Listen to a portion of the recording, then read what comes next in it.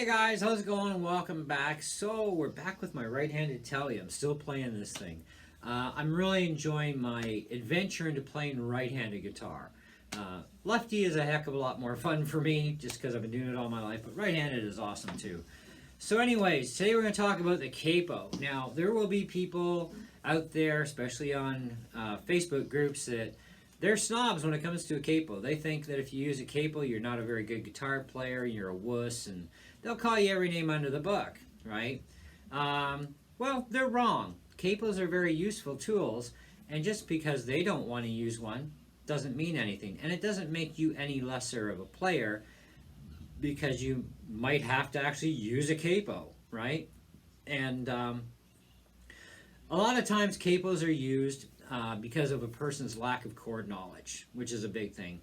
Or they have knowledge, but they lack the ability to actually do the actual chord formations with their hands because of maybe their hands are very thick fingers, or maybe they're too short and they can't do a bar chord. And there's many reasons why capos come into play. But capos also come into play for voicing, of being able to sing in that key. So if you can't, for some reason, play the bar chord of, say, a G sharp, okay? If you can't play the G sharp as a bar chord, but you can do it with a capo, then by all means, go ahead. Put the capo on the first fret. Do your regular G chord formation. You're a G sharp. Now, but you're in the key of A flat, so you're not playing a G. You are actually playing A flat, because G sharp is A flat. Okay, if you move the capo up one more, now you're in the key of A. Okay, so you're doing a G chord formation, but now you're in the key of A. And you're playing an A chord. So it's the capo is kind of a very weird tool, but once you get used to using it and what it's all about, you'll really figure out that, hey, this thing was invented for a good reason. It kicks. Now, if you need to play, we call it 5C F, okay? So we move the capo to the 5th fret, and we're going to play a C chord. Oh, we got to play the C. We're actually playing F. Okay?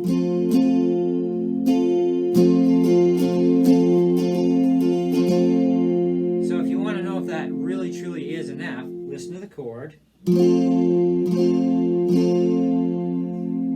Take the capo off. Play your F.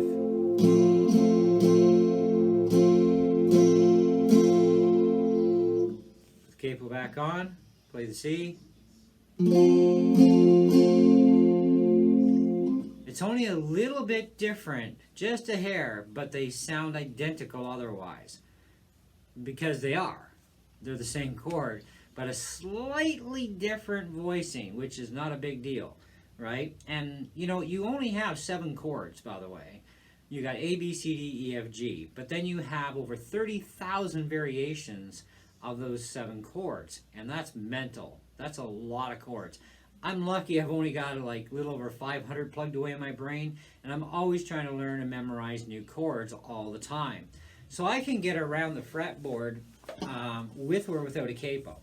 Now, my problem is when I want to go without a capo and say I want to play that G sharp, but I also want to play the rest of the chords in that song, I need them visually written for me. Okay, that's going to be G sharp. I have to know that it's G sharp or A flat, one of the two. Okay, and I have to know what that regular C actually is going to represent now, and the D, and so on. And if I can read it that way on paper, I can play it that way on the fretboard with no capo. But what I can't wrap my brain around is looking at a piece of music that's, you know, got G, C, E minor, A minor, and I'm playing it in A flat, but I want to play without the capo. Those are totally different chords for where the formation is. See, they're written down because you can play that same song with no capo. You can play the regular G, so you can play it in the key of G. you can play it in A flat, which is G sharp, or you can play it in A, still starting on the G formation, but now you're on A. Okay, so the root note of this is an A, so you're playing an A.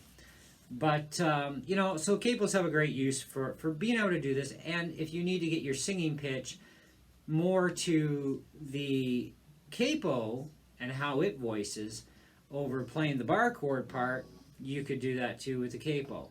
Or you can just play all the bar chords. But like I said, if you can't physically do the bar chords, or you don't have the chord knowledge for those bar chords, the capo is a wonderful tool. So it doesn't make you any less of a player, because at this point in the game you may not know those, or you may have an inability to do those particular chords physically. Capos are great little tools for that. I didn't always have access to using a capo. I learned my chords, and I can do the chords. But I do enjoy using the capo too, and I really enjoy using the capo on this right-handed guitar. Why? Well, this is another use for a capo. So if you're a beginner guitar player, whether you're playing left-handed or right-handed, and even though your action may be set up really nice and low on your guitar, and your guitar is set up really well, that means nothing, okay? One of the problems that we all get ourselves into as new guitar players is trying to do proper hand curvature. So playing the chords so that every note rings out on each chord, and that we're not doing the Vulcan death grip on our guitar, because otherwise we're playing up in pitch when we push too hard. We only need enough pressure just to make those strings ring out. Okay, now I have virtually no callus on my fingertips, like on my left hand, because I'm normally a left-handed player, so my callus is on my right hand. And one of the things that I struggled with when I last had an acoustic that was right-handed was my fingertips would hurt like heck, right? Because I got to press harder on an acoustic, which is true. Even though I set that acoustic up so that its action was equally as low to this, which is pretty sick low, it was still a little bit more pressure because it's also a lot thicker strings. So you're putting more pressure in. And that's the difference between an acoustic and electric. And I'm not about to put 9-gauge strings on an acoustic. However, that being said, an electric is actually a little bit easier on the fingies. But the problem that we seem to have is our arm will get hard as a rock, our hand will cramp easier, even though our fingertips may be fine, unless you're pressing too hard, so back off if you are. But let's say everything's cool with your fingertips. My arm was getting so hard, it's almost like I was working out for hours. You know, and this was happening after like 15, 20 minutes of play. My arm's hard as a rock, my blood vessels are popping. I mean, you could see my veins, you know. My hand was kind of like stuck like this. It was so sore. You know, because I'm also forcing this too, because I have no patience for, you know, dilly-dallying with, you know, playing guitar. I'm going to just dive right into it, and I'm going to force myself to play right-handed just as good as left-handed, and I'm just stubborn that way, which is something I probably shouldn't be doing. But I learned a little trick with the capo to ease my pain and accelerate my playing a lot quicker where I want it without the pain. That's where the capo came in. So I thought, just for giggles, let's put this on the 5th fret. Now, my strings are almost touching, literally almost touching the tops of the frets. I mean, this thing is set up really low, right? So I barely have to touch any strings, like barely. Like I put less pressure here on the 5th fret with the capo, being on the 5th fret, than I do back here without the capo. Okay, so now I can do these chords easier.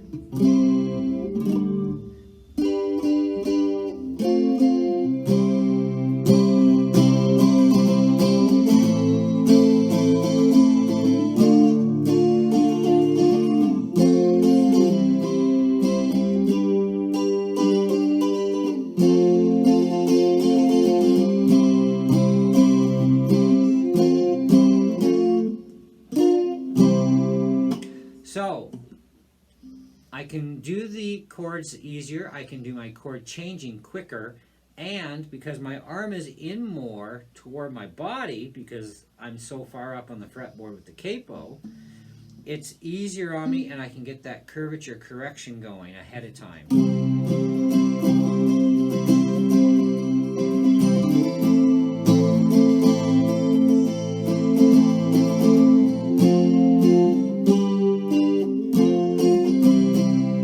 So I'm just playing my basic chords that I already know. You know, even my B7 chord, I'll play that as well.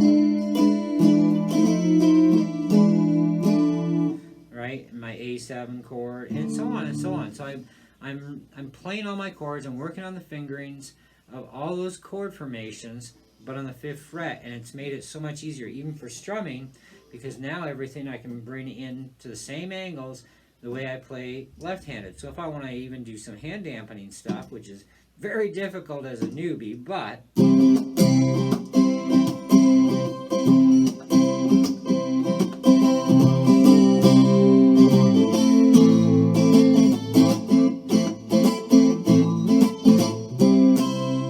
I can do some hand dampening, right? And I'm kind of sucky at it right now, but I'm getting better as I go. And like I said, I'm forcing myself. You know, I'm forcing the same attack angle with strumming as I do on the left, okay? So my hand basically sits more flat across this way as I strum.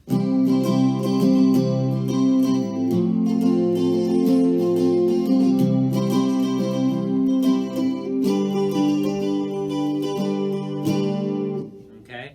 Which is, I need that angle for the attack, not just for strumming, but I need it for hand dampening.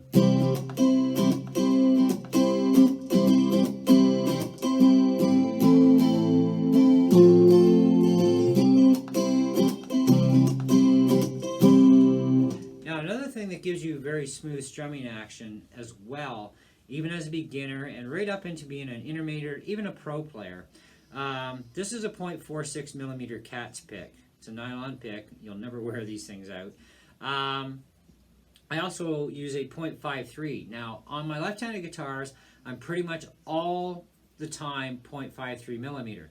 With a .46 millimeter, it makes it much easier for strumming because the pick gets to flex easier, so you can run smoother.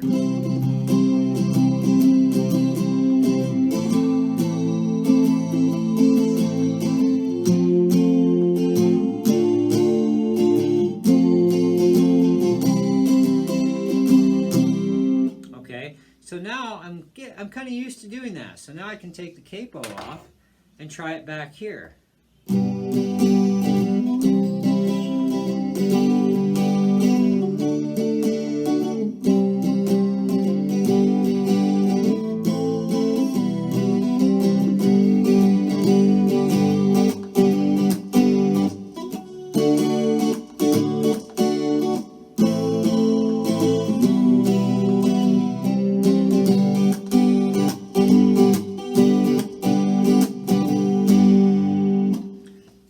Makes a huge difference, and I'm finding that with having the capo, especially if I haven't played for the better part of a day, I'm a little rusty, but I can get back into it really quick. So my body is remembering, my muscle memory is building up and remembering everything it has to do slowly. But when I take a break, because I have other things in life to do during the day and just play guitar all day, I have some things I have to do.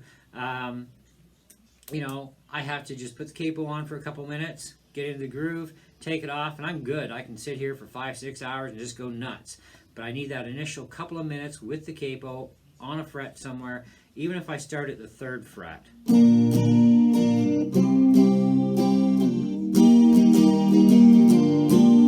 know, and I can do that. Now, one thing you will find about the 5th fret is trying to do an A chord is going to be a really super tight area, unless you got very small fingers, which my fingers aren't huge, but they're not tiny.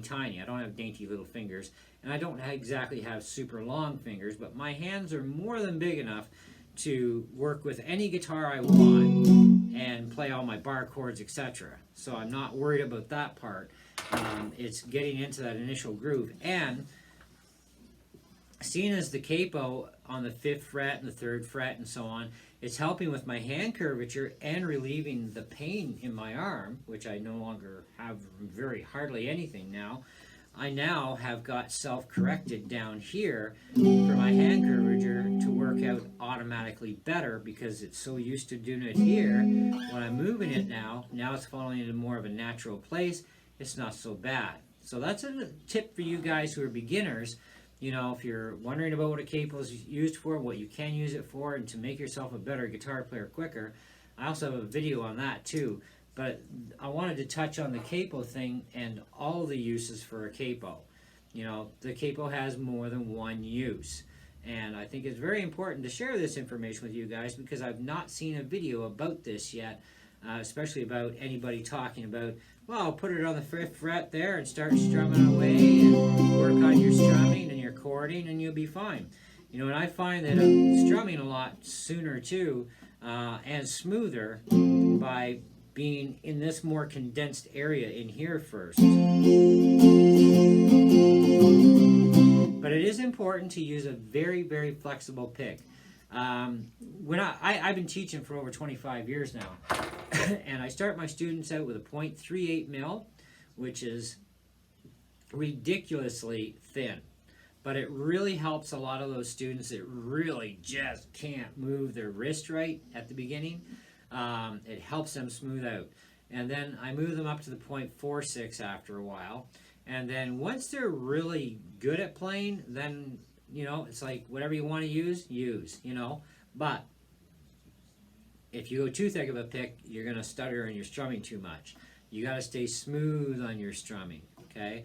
Silky smooth is a big thing. You know, you don't want to be tight, tight, tight. You know, like when I took lessons, my teacher put me on a .73 millimeter pick, you know, which was handy for, you know, doing this blues stuff, which I'm also working on as well. The .73 gave me a lot of control for that, but when it came to strumming, I was like, it really sucked bad. I had a hard time learning to strum with such a thick pick. You know, because I wasn't thinking, right? I had to be more gentler, more fluent. And I had a hard time being fluent with a thick pick. And I broke strings. Eventually, I went down to the .46 millimeter pick, and that straightened me right up about that quick. And I was playing great in no time. So that really made a difference. And I used .46 for up to, I think it was about 2 years ago, when I made the switch to the .53. And now I use the .53 most of the time now, but I'm using .46 for now with this guitar until I, you know, get better and better and better with this guitar, and then I'll move up to the .53 when I'm feeling confident enough to do that, and then I'll just continue on. So if anybody tells you that you're, you know, not a good player because you use a capo, just tell them to go away, because there are a lot of players that are awesome players out there that even know all their chords, can do all their chords that they know, bar chords and so on, but still use capos. Capos are great, you know, and sometimes to do the bar chorded versions or a power chorded version of a chord doesn't always work out right with its voicing against somebody who's actually using a capo doing the regular chord formations. It doesn't always work. Most of the time it can, yes, but sometimes it actually doesn't work out at all. So this is another reason why, you know, you use a capo. You can also not use a capo and you do the basic chords and they use a capo. As long as you're in the same key, you're good, okay? And then on the other side of the fence too, sometimes it doesn't always work that way. So sometimes you actually still have to do your power chords or your bar chords if you want to play without the capo. It just depends on what key you're playing in. That's a huge thing. Anyways, I thought I'd share that info with you guys, so I hope you enjoyed it. You know, if you're looking too for suggestions on capos, for acoustic guitar player guys, these Kaiser capos are awesome. They work beautiful. I've been using Kaisers for years. I have a collection of capos because, you know, sponsors have sent me stuff, and I bought other stuff for capos, checking them out. And this is actually my go-to capo for the acoustic. And this D'Addario adjustable tension capo is my go-to for all my electrics because I can back the tension off so that it's not too hard, so I'm not playing out of pitch. So I can precisely adjust it even for each neck profile, because not all my guitars have the same neck profile on them, so this actually helps me adjust for that profile so I have just the right amount of tension where I need it, and it works. So that's my two top capos. Other than that, I do like adjustable capos that are like this Alice capo. This is one, yeah, this is one of the ones I bought, and it actually works pretty good. Just thumb screw deal. Lots of capos. One of these days I'm going to actually do a video on a whole whack load of different capos, and I'm going to buy a bunch of them too, and we'll go through all the different capos and how they work or don't work. You know, ones that suck, ones that don't suck. But in the meantime, thanks for watching, guys. I hope you really enjoyed the video and got a lot out of it and learned a lot. You know, if you liked the video, give it a like. And if you're not subscribed, please hit that subscribe button and then smash that bell for notifications for when I upload new content. I'm always uploading stuff on music and all kinds of stuff on my channel, actually. I'm multi-channel. So, again, thanks again for watching, and we will see you on the next one. Ciao.